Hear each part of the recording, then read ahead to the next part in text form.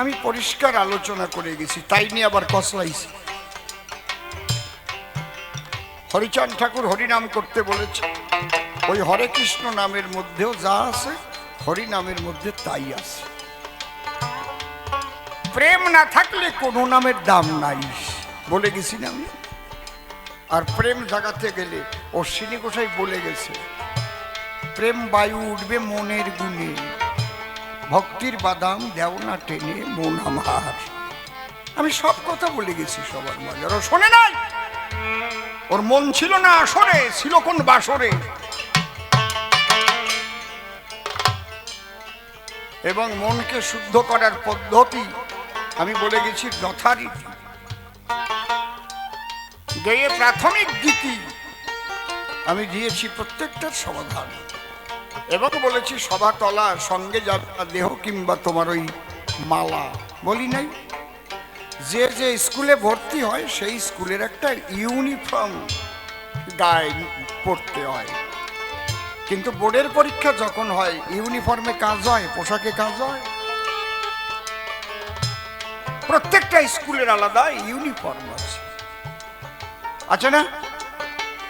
কি যাকে বলে পোশাক, আলাদা পোশাক পরে স্কুলে যায়। কিন্তু বোর্ডের পরীক্ষার সময় ওই পোশাক পরা ছবি তুলে খাতায় লাগাই দিলে কি মার্কস পাওয়া যায়?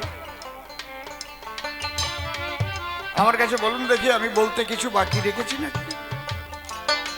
তোমরা কে কোন মালা নিয়েছো? যে হরিচাঁদের স্কুলে ভর্তি হয়েছো আচার মালা পেয়েছো, যে রাধা কৃষ্ণ স্কুলে ভর্তি হয়েছো তুলসীর মালা পেয়েছো, তিলক পড়েছো, ভালো। যে শৈব স্কুলে ভর্তি হয়েছো রুদ্রাক্ষের মালা নিয়েছো, ভালো, অসুবিধা কি?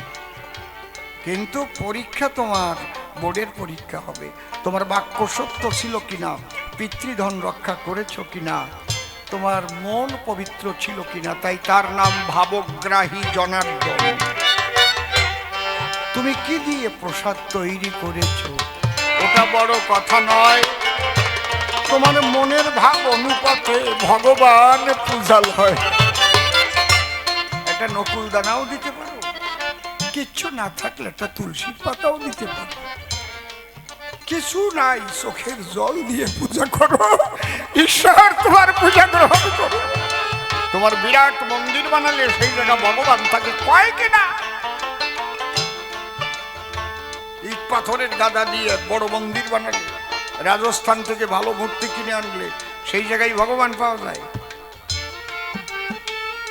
তার চাইতে অত টাকা খরচা ওই জায়গায় না করে মানুষের শিক্ষার জন্য, স্বাস্থ্যের জন্য, মানুষের উন্নয়নের জন্য যদি টাকা খরচা করে, আমার মনে হয় সবচেয়ে ভালো হয়।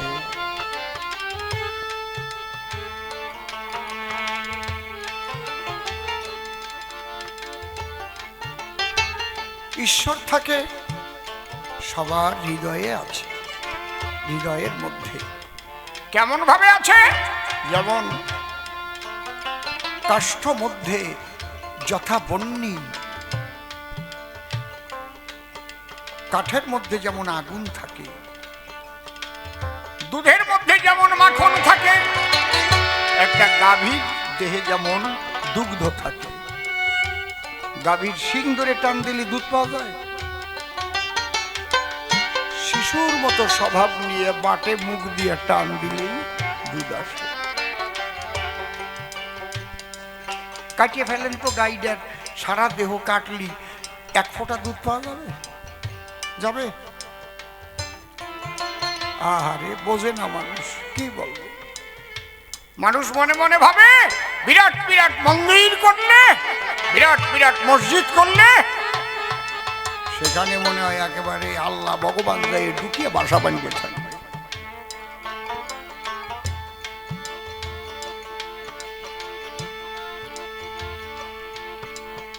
ঈশ্বর থাকেন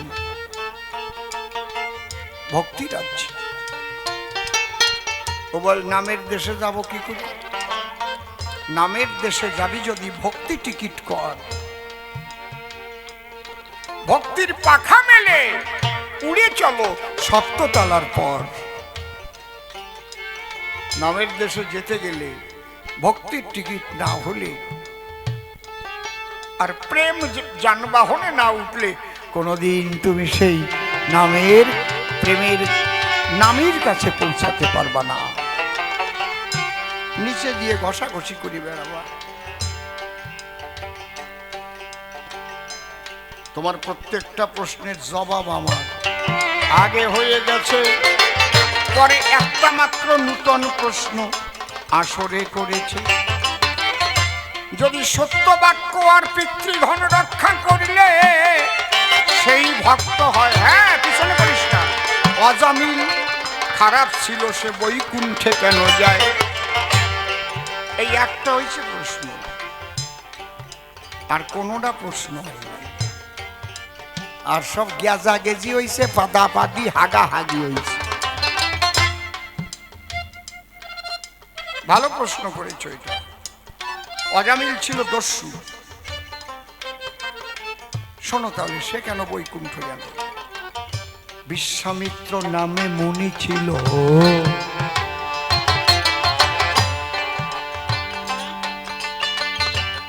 সে বৈষ্ণব অপরাধ করে উপস্থিত হলো গিয়ে নারদ মুনির ধারে। আমরা যেমন রোগ ব্যাধি হলে ডাক্তারের কাছে যাই, ডাক্তার বাবু আজ তো একটা মাস একটু পেট খালি হলেই ব্যথা করে, খাবার পরেও ব্যথা করে বেশি খেলেই। বলে দেখতে হবে তাহলে আলসার হয়ে গেছে কিনা,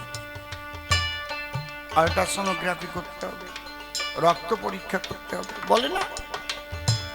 তো নারদের কাছে যখন গেল, নারদ বিধান দিল, তোমার এই বৈষ্ণব অপরাধ থেকে মুক্তি পেতে হলে কর্মচণ্ডালের ঘরে তাদের পাক করা অন্ন যদি দেয় তোমারে, আর তুমি যদি তাই ভোজন করতে পারো, তাহলে বৈষ্ণব অপরাধ থেকে মুক্তি পাবা।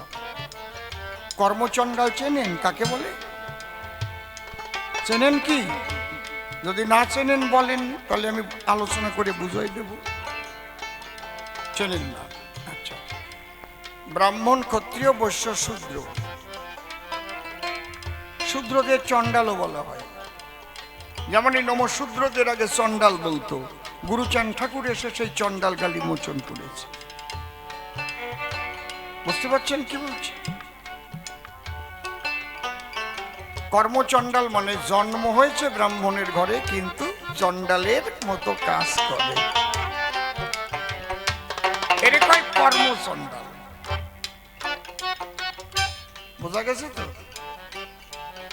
কর্মে ব্রাহ্মণ হয়ে যায়, জন্ম হয়েছে শূদ্রের ঘরে, কিন্তু সাধনার দ্বারায় ব্রহ্মশক্তি অর্জন করে কর্মগুণে ব্রাহ্মণ বলে তারে। হরিবল। জন্ম হোক যথাতথা, কর্ম চাই ভালো, কর্মের দ্বারাই জলে অভ্যন্তরীণ আলো।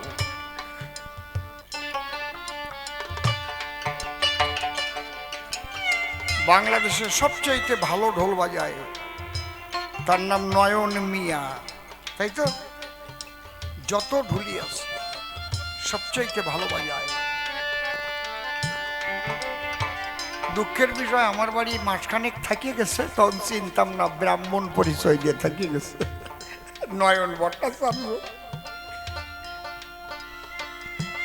তার একটা কারণ ছিল।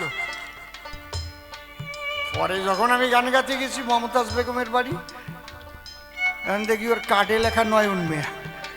আমি বললাম, কেমন নয়ন ভট্টাচার্য কি হয়ে গেল? ওরে ডাক দিলাম, এই করেছিস কেন? আমার শিখাই দিছিল। আমার দ্বারে বলতে কোনো অসুবিধা ছিল না, কারণ আমি মানুষ ভালোবাসি, তুই তো গুণ, তোর গুণে তোরে ভালোবাসি, বুঝলি? তাহলে মূলত ঢোল বাজাবে কারা? মূলত যদি ঢোল, এই যে ঢাক, ঢোল, এগুলো কারা বাজায়? এগুলো তো ওদের কাজ না, দাসেরা বাজায়, দাস। হ্যাঁ, তোমরা এটি এর কাজ নাকি? এ তো নমশূদ্র। কিন্তু কর্মগুণে রেওয়াজের দ্বারায় ও কিন্তু নাম করা ঢুলি হয়ে গেছে।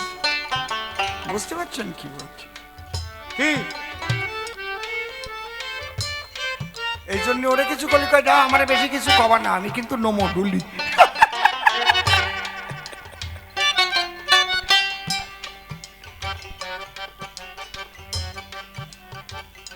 তা কর্মচণ্ডাল পাবো কোন জায়গায়? নারদ বলল একজন আছে, অজামিলি তাহার নাম,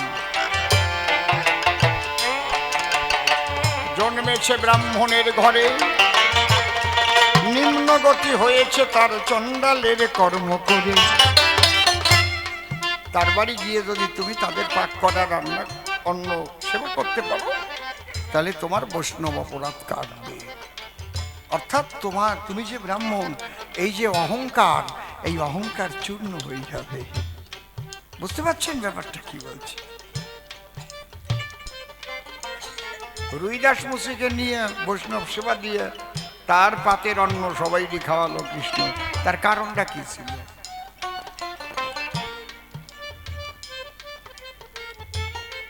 তখন ওই বাড়িতে বিশ্বামিত্র গেল। ও তো কুকর্মের জন্য বাইরে চলে গেল। ও তো কাজ ছিনতাই করা, ডাকাতি করা, জঙ্গলে থাকে, দেখে যাকে ধরে যা আছে কেড়ে বুড়ে নিয়ে আসে, মানুষ খুন করে।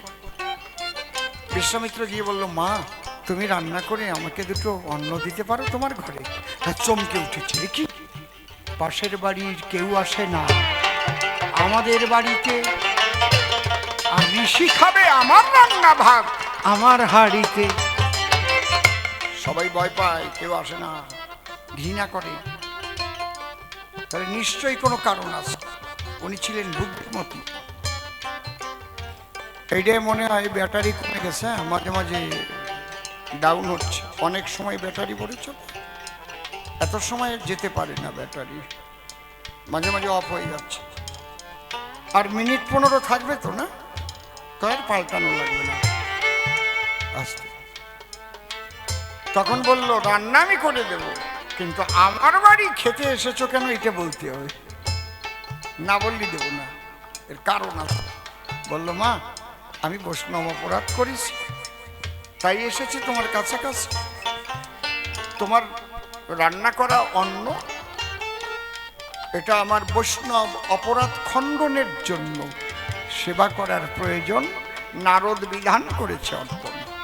তাহলে আমি এটা করব, তোমার উপকার করব, কিন্তু আমার একটা উপকার করে দিয়ে যেতে হবে। কি?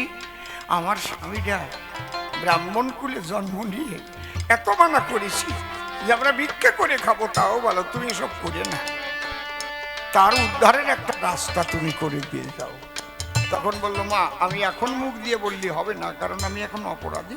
তুমি রান্না করে আমাকে সেবা করাও, কথা দিচ্ছি তোমার স্বামীর মুক্তির পথ আমি দিয়ে যাব। এটাও কৃষ্ণের সংবিধানের বাইরে না। কৃষ্ণের সংবিধান গীতা, কারণ আর কোনো গ্রন্থ ভগবানের মুখাশ্রিত বাণী না। গীতা হচ্ছে ভগবানের মুখাশ্রিত বাণী। ওতে লেখা আছে, অন্তকালে চ মামে বসরণ মুক্ত কলে বরং য প্রয়তি শত ভাবং যাত্রী নস্তত্র সংশয় জং জং বাপি শরণং ভাব ত্যাজত্যন্তে কলে বরং। অর্থাৎ অন্তিমকালে একজন মহাপাপীও যদি ভগবানের কোনো নাম স্মরণ করে দেহত্যাগ করে, নাম উচ্চারণ করে, তাহলে সে বৈকুণ্ঠ প্রাপ্ত হয়। মুনি ওই বাড়ি সেবার পরে বলল, মা বিধান দিয়ে যাচ্ছি তোরে, তোর স্বামী আসলে বাড়িতে তুই বলবি জোর হাতে যে একটা সন্তান দেওয়া, মানে আমি আশীর্বাদ করছি দান, তোর হবে একটা পুত্র সন্তান, তার নাম রাখবি নারায়ণ। স্বামী যা চাবে ওই ছেলেটা দিয়ে পাঠাবি, ছেলে যেই বড় হবে, তুই মোটে যাবি না কাছে। তো স্বামীও তখন ওই নারায়ণ নারায়ণ নারায়ণ নারায়ণ নারায়ণ, একটু জল দে বাবা, নারায়ণ তোর মা রেখো ভাব দিচ্ছি, নারায়ণ গেলি কোন জায়গায়। এই নারায়ণ নামটা যেন ওর ভিতরে মনে প্রাণে গাছিয়ে যায়। মুনির আশীর্বাদে ঠিক স্বামী স্ত্রী মিলনের ফলে হলো একটা ছেলে, নাম রাখলো নারায়ণ। আর এত সুন্দর ছেলে ওই বয়সে পেলে, তার উপর একটা তো মমতা হয় সর্বক্ষণে, তো জানে সর্বজন। এই নারায়ণ, যে কাজে শুধু নারায়ণ। এবার যখন মৃত্যুর সময় আগত হলো, জীবনে যা যা করেছিল সেই ভয়ঙ্কর মৃত্যুর সময় যে যা করেছে সেগুলো কিন্তু সামনে ভাসবে। যদি কেউ মানুষ খুন করে থাকে, ওই আসবে, ওই চিৎকার করছে, খুন করছে, ছবি দেখবে, হ্যাঁ চোখ মুখ উল্টে যায়, দেখেন না? আর যারা সবসময় নাম নিয়ে থাকে দেখবেন আসতে কোনো রকম বিকৃতি হয় না, মনে হয় কি ঘুমাই আছে, ওই নামের মধ্যে দিয়ে আত্মাটা বেরোয়। এই জন্য সবসময় ঈশ্বরকে স্মরণ করতে হয় সমস্ত কাজের মধ্যে দিয়ে, না? ওর জন্য মালা জপার দরকার নাই, মনে মনে মালা জপে শালার, করে জপে ভাই, মনে মনে জপে উস্কো বলি হারি যায়। মনে প্রাণে ভগবানকে আপন করে নাও। তুমি যাকে ভালোবাসো তবেই তার নাম। ওই মৃত্যুকালে যখন ওই সমস্ত এসে ছবি দেখছে, ভয় পেয়ে তখন বলছে নারায়ণ নারায়ণ নারায়ণ।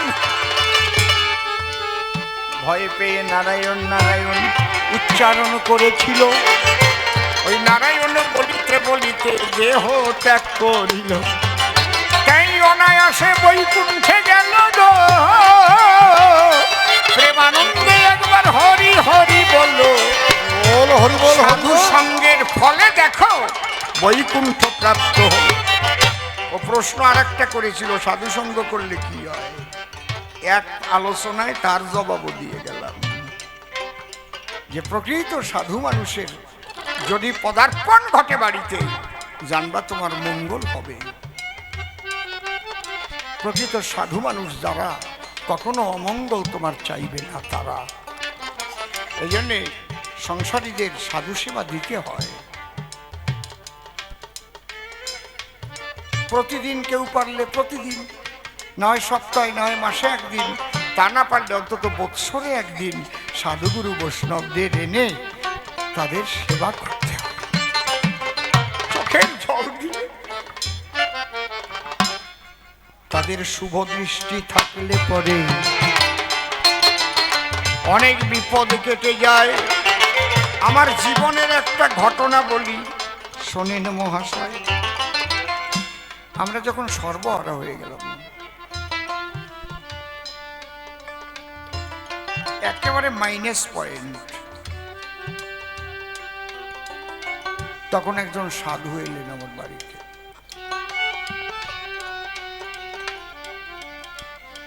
তাকে আর কোনোদিন দেখিনি। আমার মা খুব যত্ন করেছিলেন, কেঁদেছিলেন যে জমিদার দেখে আমাকে বিয়ে দিয়েছিল, আজ আমার এই পরিস্থিতি। আমার বাবা সোনার চামচ মুখে নিয়ে প্রথম জন্মের পর এইরকম ঘর ছিল, নাম রেখেছিল রাজবল্লভ। তখন উনি চোখ বুজে থাকার পরে মাটিতে কি দাগাদাগি যেন করলো। তখন বলল, কান্দিস না, তুই সব ফিরে পাবি। আমারে দেখায় বলল, এর দ্বারাই তো সব পরিপূর্ণ হবে, ইহকাল পরকালের পথ পরিষ্কার হবে, ভয় পাস। এটাও একটা পরীক্ষা।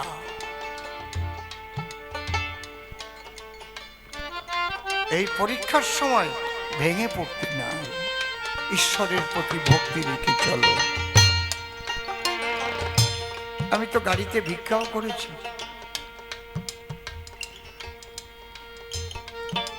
যত দিয়েছেন প্রভু, এত পাবার উপযুক্ত আমি না। আমি তো নিজে বুঝি। কেউ এই কথা বলবে না যে আমার যত দিয়েছে আমি এত পাওয়ার উপযুক্ত না, আরো চাই, আরো চাই। কোনো দরকার নাই। ওই যে আগের আসরে বলতে গেছিলাম, এক মন্দিরে ধরে বান্ডে পুজো দিতে নিয়ে গেছে আমারে, কোন জায়গাটা কব না। মানে ঠাকুর মশাই মন্ত্র পড়াচ্ছে আমাদের দিয়ে, রূপং দেহি, নেহি নেহি। ওই মন্ত্র আমি কব না। ভগবান যে রূপ দিয়ে পাঠাইছে, আবার রূপ চাবো? তার এরপরে নাক বোসা করিয়ে পাঠাই দেবেন, ঠিক পাবার নেই। তারপরে কিসের জন্য রূপং দেহি, ধনং দেহি? না, ওর একটাও কব না আমি। যারা নিয়ে গেছে তাকে কয় এনারে আনছেন কেন?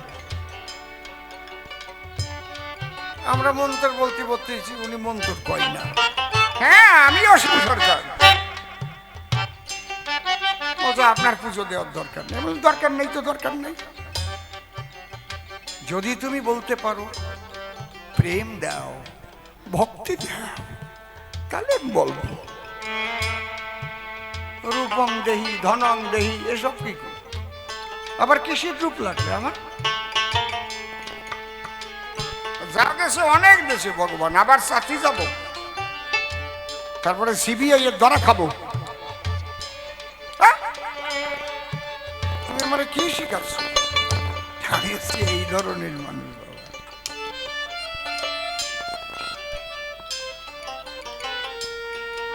বলতে আমার বাধা নাই, এখন বলে যাই। জনগণের আশীর্বাদে এমএলএ হয়েছিল, ওখানে গিয়ে যে কোনো দলের কাছে শুনবেন অসীম সরকার কারো এক পয়সা মারিয়া খাইছে নাকি, তার জায়গার থেকে সে নড়িছে নাকি? একটা পয়সা তো দূরের কথা, একটা পানও খাই নেই কারো এখনো। বল, পানের ব্যাগও নিয়েছে, জল খাতি পারি, তাছাড়া কারো কিছু খাই নেই। এমনি এমনি নাকি?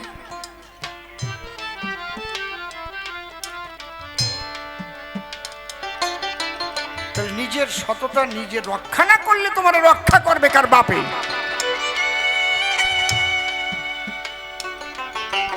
তুমি নিজে যদি ভালো না থাকো, ওপেন ক্যামেরায় বলছি তো,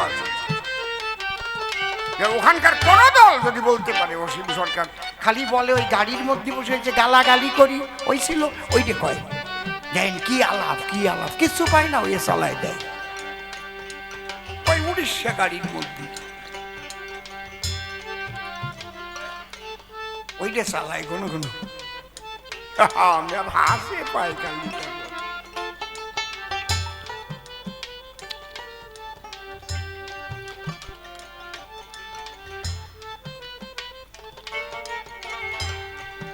এতটা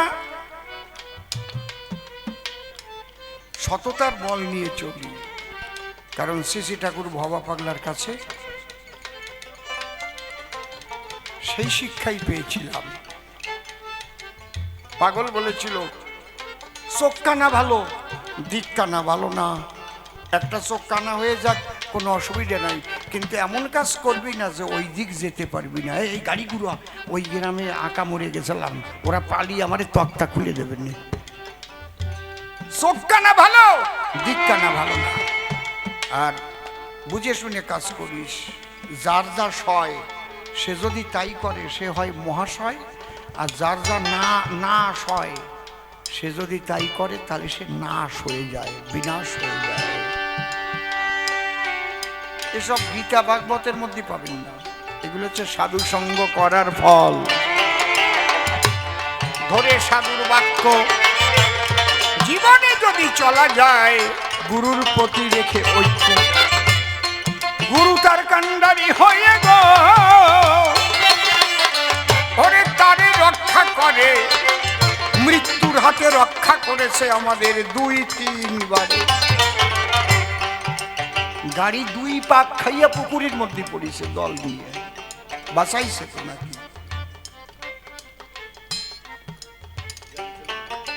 বলো,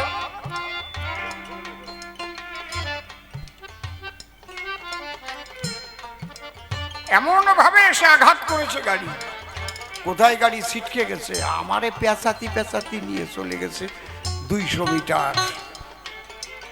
হাত পাও ভেঙেছে, ওর তো ভেঙে, তোমার তো রড আছে তো বড়া এখনো না, খুলে ফেলেছে। মরে নাই কেউ, বাঁচিয়ে রেখেছে।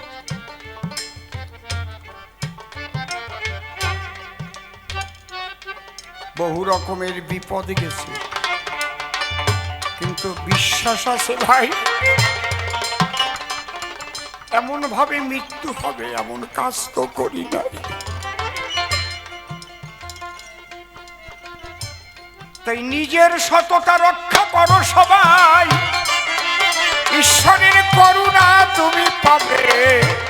তাই না হলে কোনো নামে কাজ হবে না ভবে। নিজে সত্যি সত্যি ভালো হও, নিজের কাছে নিজে জিজ্ঞেস করো তুমি ভালো না মন্দ। গুরুচন্দ্রের কাছে একজন গিয়ে বলছে, বাবা আমারে ভালো রেখো। কয় বাবা ভালো থাকো। কয় আমি তো ভালো মন্দ বুঝি না। বাবা কয় বুঝিস না? তুই এত দূর পৌঁছাই গেছিস, ভালো মন্দ জ্ঞান নাই তোর। এইরকম মানুষ তুই, এত ভালো মানুষ। কয় তোরা কয় ভাই? বলে 5 ভাই। তুই কোন জন? কয় বড় জন। সব ভাই বিয়ে করেছিস? করেছি। সবাই বাইসে আছে তো? কয় না, ছোট ভাইডে মারা গেছে একটা ছেলে হওয়ার পরে। সেই বৌমা কয় থাকে আমাকে ঘরে। কয় আজকে বাড়ি যাবি, ওই ছোট বৌমারে নিয়ে এক লেপের তলে শুবি। কয় তুমি এরকম খারাপ কথা শিখাই দিচ্ছ কেন? কেউ ছোট বৌমারে নিয়ে শোয় নাকি? কয় শালা তুই বলে ভালো মন্দ বুঝিস না। এইটা কি করে বুঝলি যে ছোট বৌমারে নিয়ে শোয়া খারাপ মন্দ কাজ? যেটা যেটা মন্দ কাজ তোর জ্ঞানে কয় তার দ্বারা যাস না, বিবেকে কইয়ে দেবে ভালো থাকবি। খাঁটি ধর্ম কথা কয় এরে। অনেকে কয় না দীক্ষা নিলি হাতের জল শুদ্ধ হয়, মিথ্যে কথা। দীক্ষা দিয়ে আমি ড্রেনের জল 1 গ্লাস ভরিয়ে দেবো, কব খাও, শুদ্ধ হয়ে গেছে জল। ও খামে কলেরা হয়ে মরে যাবে। ওই জাতীয় ধর্ম কথা মূল ধর্ম কথা নয়। নিজেকে পরিশুদ্ধ করাই ধর্ম কথা হয়। একটা প্লেন নামবে, তার জন্য এয়ারপোর্ট তৈরি করতে হবে না? নাকি প্লেন এমনি এমনি তোমার বাড়ি আসে উঠোনে নামবে? সেই এয়ারপোর্টটা তৈরি করো। তোমার হৃদয় খান পবিত্র করতে পারলে সেখানে নামবে ভগবান। তবেই নামের কৃপা হবে গো। আমি কহিলাম বলিহারি, একবার প্রেমানন্দে বদন ভরে বলো হরি হরি হরি বল হরি বল। হা হা হা। এইবার বেহালা একটু কমাই দাও অল্প।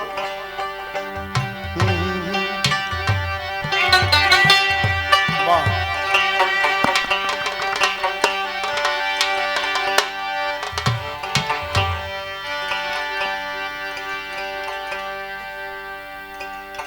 ও কত ভালো লাগে তোমারে,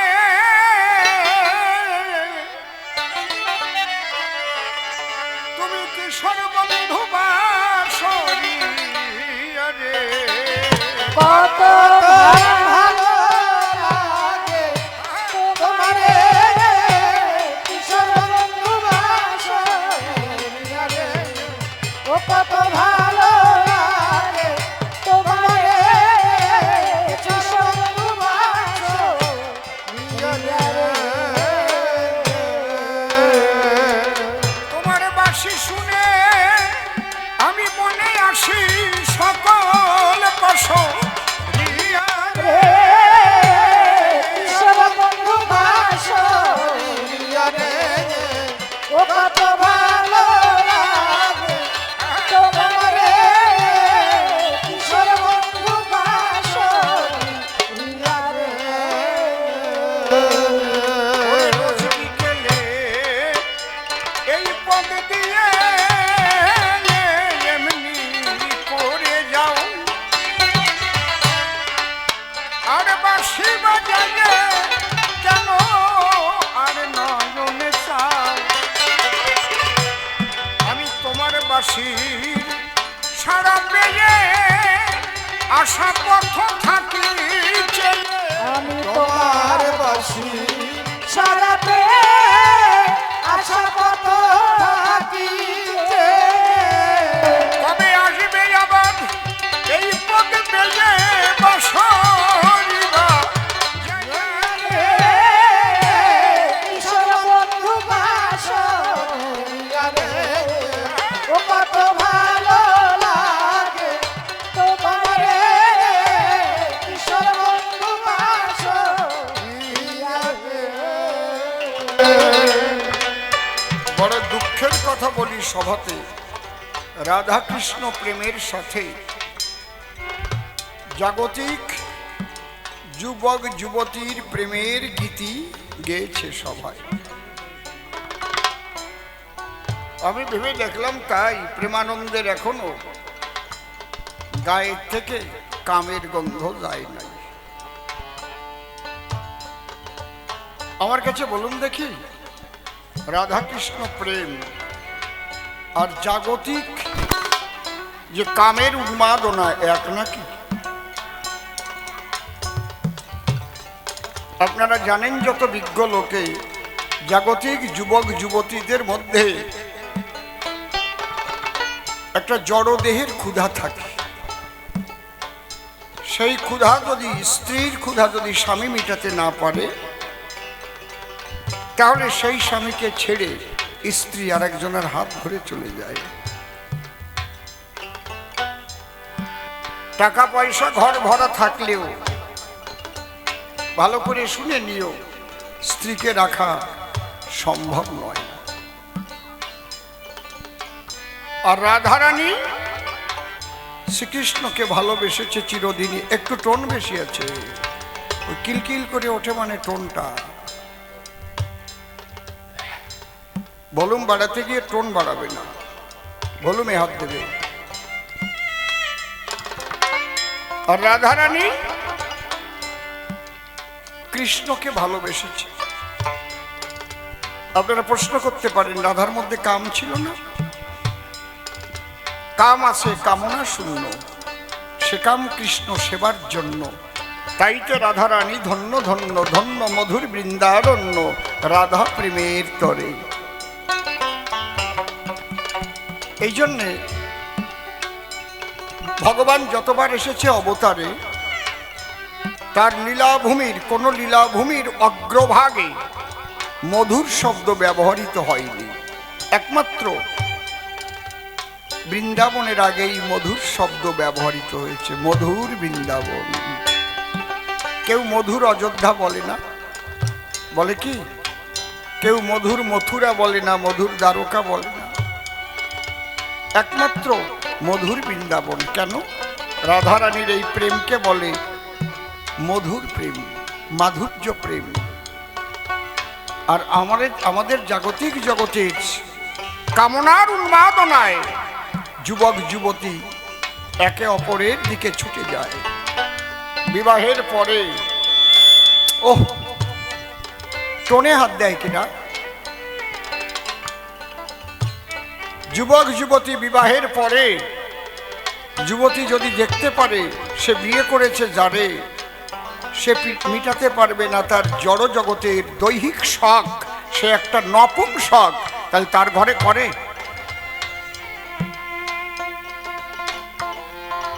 পুরুষটা যদি দেখতে পায় তাই যাকে নিয়ে আমি সোনার সংসার গড়তে চাই, আমার সেই স্ত্রী আসলেই সে কোনো নারী নয়, সে একটা হিজড়া, তারে নিয়ে কি আর বাসরে যায়? তাড়াই দেয়। কিন্তু এই রাধাকৃষ্ণ প্রেম বুঝতে গেলে আমি বলি তবস্থলে,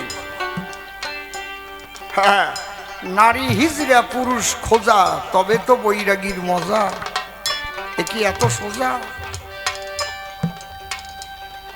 এখানে দৈহিক ক্ষুধার কোনো ব্যাপার নেই, এখানে আত্মার সঙ্গে আত্মার মিলন, আত্মার সঙ্গে পরমাত্মার মিলন। এই জন্যে পাগল বিজয় সরকার গান গাইলেন, ওরে জীবনে দেখি নাই তোমায় তবু যেন চিনি, ওরে আছে না যে এত আপন সকল আপন জিনি, আমি কবে তোমার আপন হব, মনের কথা ভেঙে কব, আর কবে তোমার আপন হব, মনের কথা ভেবে কবে আমার আমি তোমায় দেব সহজে দাঁড়িয়ে কিশোর বন্ধু কত ভালো লাগে তোমারে, কিশোর বন্ধু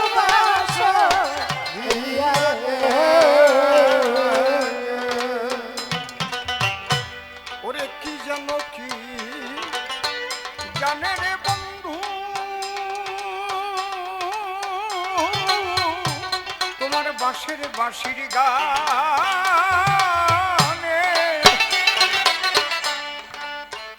এত ভালো লাগে কেন বুঝি না তার মানে না বোঝা সে গানের ভাষায় কেন আমার কালয় হাসায় না বোঝে গানের ভাষায় কেন আমায় কাঁদায় হাসায় আমায় একবারে ডুবাই একবারে ভাষায় মরমে মারিয়া রে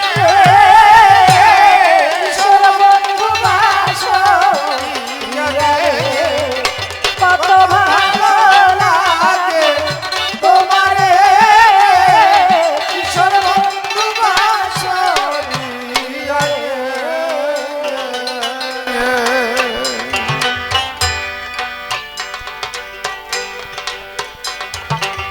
এই রাধাকৃষ্ণ মন্দির পৃথিবীর 128টা দেশে তৈরি হয়েছে।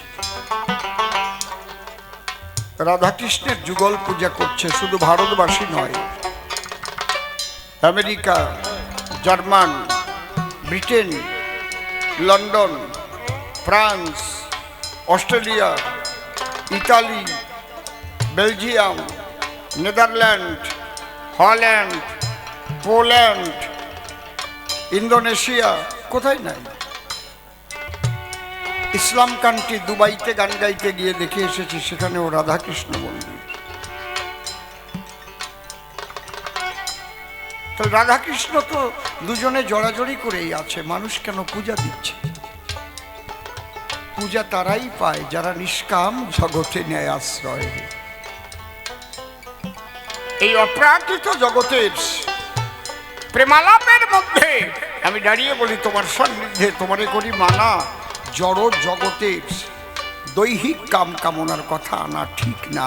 তুমি যে গান গাইয়ে গেলিয়ে, দিল না নীল প্রেমে কি নীল মনে দিল না, এত যে নিঠুর বন্ধু জানা ছিল না। এই গান গাইছেন, এই গানকে রাধা লাগছে। এই জাগতিক জগতের ভালোবাসার গান কবিরা লিখেছে। হ্যাঁ, নিজেরা নিজেরা লেখবা, নিজেরা নিজেরা ধরবা, নিজেরা নিজেরা ছাড়বা, আর রাধার গাড়ি ফেলাবা। আমাশারাম আর ফজলি আমি এক হয় নাকি কোনোদিন? তো তাই মিল হয়ে গেছে। হ্যাঁ,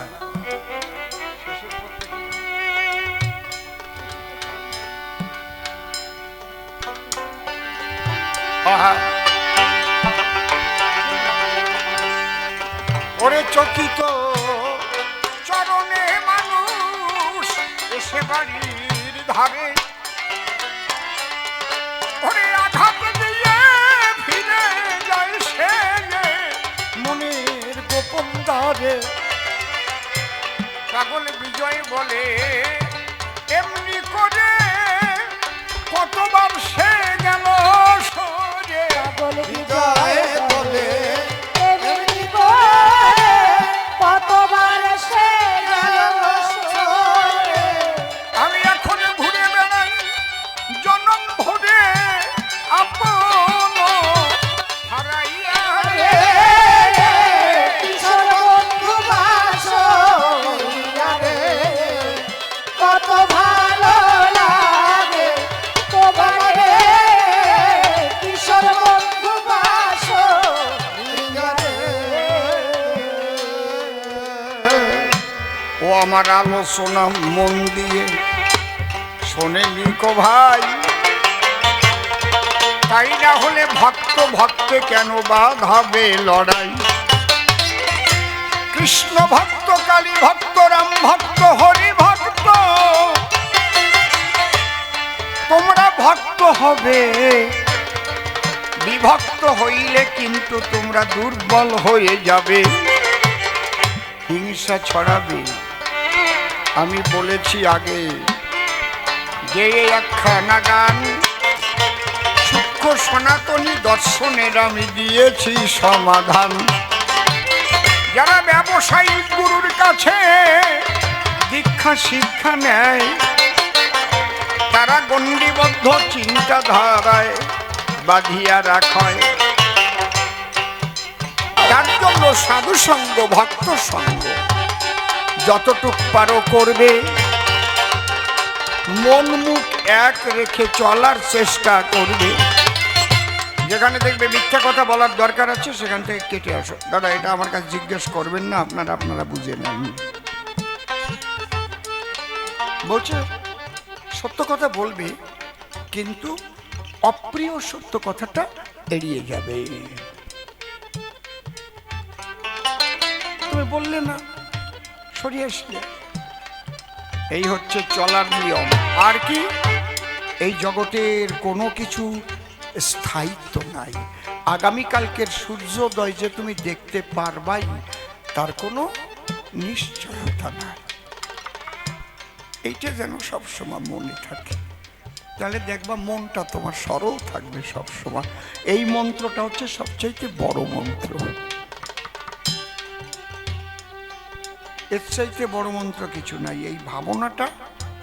এই জন্য পাগলের একটা কথা আছে, আমি এক মরার মাথা কথা কইতে পারি। আমি তো মরার মাথায়, এক্ষুনি হার্ট অ্যাটাক করে এখানেই মরার মাথা হয়ে যাব। তাহলে আমি যে কথা বলছি কার কি পায়, বাক্য ব্রহ্ম বের হচ্ছে। এই বাক্য ব্রহ্মর যে কি মূল্য, এই মূল্যবোধটা আগে নিজের মধ্যে জাগ্রত হওয়া দরকার।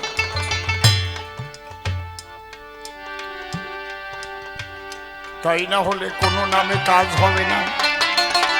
বললাম সবার ঠাই নিজেকে নিজে তোমার ভালো হওয়া চাই। তার জন্য তোমার গেরুয়া বসন পড়তেই হবে এমন কোনো ব্যাপার নাই, মালা নিতেই হবে এমন কোনো ব্যাপার নেই।